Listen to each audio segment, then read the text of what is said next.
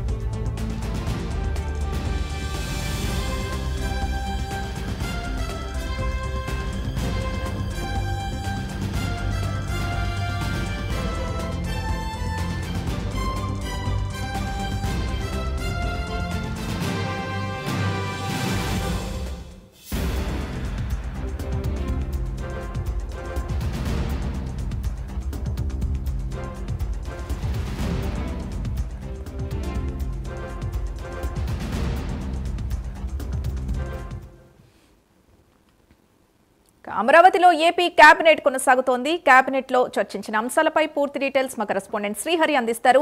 శ్రీహరి, చెప్పండి, ఈ రోజు కేబినెట్ లో ఎలాంటి అంశాలపై ఎలాంటి నిర్ణయాలు తీసుకునే అవకాశం ఉంది?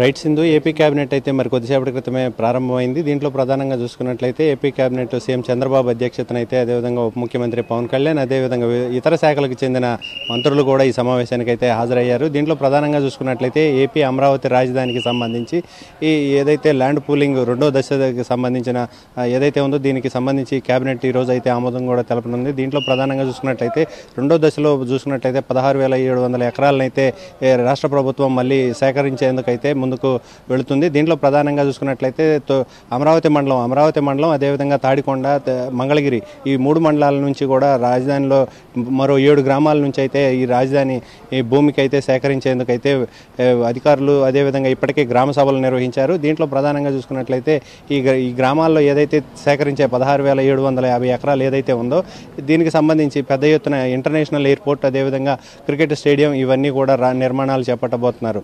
అయితే దీనితో పాటు ఇంకా ఏదైతే ఉందో ప్రస్తుతం ఏపీ కేబినెట్లో 26 అంశాలకు సంబంధించి అయితే సమావేశం అయితే నిర్వహించబోతున్నారు. దీంట్లో ప్రధానంగా ఏపీ డిస్కంకి సంబంధించి కొంత రుణాన్ని కూడా తీసుకునేందుకు 350 కోట్లు అయితే రుణాన్ని తీసుకునేందుకైతే రాష్ట్ర ప్రభుత్వం గ్రీన్ సిగ్నల్ ఆమోదం తెలబోతుంది.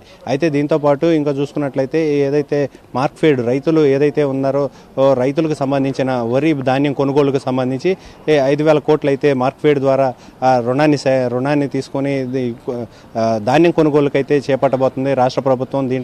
దీంతో పాటు ఇంకా చూసుకున్నట్లయితే ఎస్పీవీ ఏదైతే ఉందో దీనికి సంబంధించి కూడా రుణాన్ని అయితే కేటాయించబోతుంది రాష్ట్ర ప్రభుత్వం. దానికి సంబంధించి కూడా అనుమతులు అయితే తీసుకోబోతున్నారు. దీంతో పాటు డిస్కంకి ఏదైతే ఉందో డిస్కం సంస్థలకు 3,726 కోట్ల రూపాయలను అయితే రాష్ట్ర ప్రభుత్వం తీసుకునేందుకు కూడా అనుమతి కేబినెట్ ఆమోదం తెలపనుంది. దీంతో పాటు భారత్ నెట్ ప్రోగ్రాం కోసం అయితే ప్రత్యేక ఎస్పీవీ ఏర్పాటు అయితే ఆమోదం తెలబోతుంది. వాళ్ళ సంస్థలకు భూ కేటాయింపులు, అదేవిధంగా పోలవరం ప్రాజెక్ట్ ఏదైతే ఉందో పోలవరం ప్రాజెక్టు ఎక్స్టెన్షన్ ఏదైతే ఉందో ఆ ఎక్స్టెన్షన్కు సంబంధించి కూడా 5,442 కోట్ల రూపాయలు అయితే పాలనాపరమైన అనుమతులకు కూడా కేబినెట్ అయితే ఆమోదం తెలబోతుంది. సింధు.